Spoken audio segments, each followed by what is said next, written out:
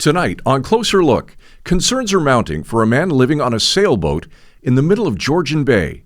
Midland Today editor Andrew Phillips has been covering this story and joins us tonight from Midland. Andrew, it's an unusual story and an unlikely place to take up residency, but this individual has done just that. Let's start with the lone sailor. What do we know about him, his situation, and how long he's been living about 100 feet from shore? Yeah, Scott, he's actually been living there since kind of in December, just before the bay froze over. So at the time, he would have, of course, been in open water when he started out there. And he's largely someone that wants to keep to himself, from what I'm hearing. I'm not sure how he's going to manage the rest of the winter because he doesn't seem to have any sort of bubble system, which basically makes so that you can stay on your boat in the winter. So there are concerns that the boat could crack because it's fiberglass. Andrew, how has the local community reacted overall? Beyond the few residents that you mentioned in your story, have others expressed concern or support for the man's situation? Yes, Scott, on both sides. There have been some that have been really worried and think that the authorities should intervene to take the man off the boat. There's been others who are kind of just saying, live and let live and let him be. That he's not disturbing anybody, he's not causing trouble for anyone.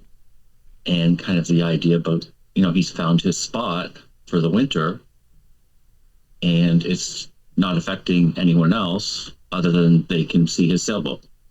Okay, so let's talk about the authorities in the situation as a whole. And given that he's on a body of water that's deemed federal and certainly their jurisdiction, no signs of distress from the individual, so really no official reason to get involved other than maybe the odd wellness check.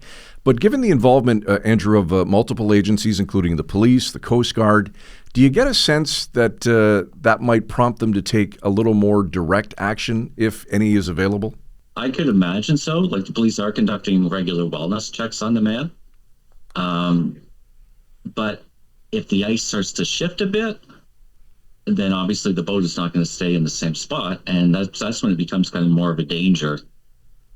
Midland Bay, for example, the next bay over from Pentanguishene Bay, has a Coast Guard boat icebreaker that regularly goes through because there's a grain elevator. So it's bringing ships from out west, from Lakehead, from Thunder Bay to Midland. So there is a chance that they might get involved if that happens. All right. Homelessness, such a hot topic these days, Andrew, and it begs the question, do you think that this individual story is kind of emblematic of broader issues like homelessness or alternate living arrangements? And what, if anything, are officials saying about that possibility? There hasn't been any sort of direct comment from anyone in position here regarding the issue of homelessness and how this is perhaps a symptom of a greater issue, that a man would choose to live on his sailboat in the middle of a frozen bay rather than at least tie up to the dock. But it is emblematic of kind of the ongoing issue of homelessness that we have here, that you have everywhere now, where people are living in tents, just struggling to survive a cold Canada winter. And he's certainly doing what he feels he needs to. Midland Today editor Andrew Phillips joining us tonight on Closer Look.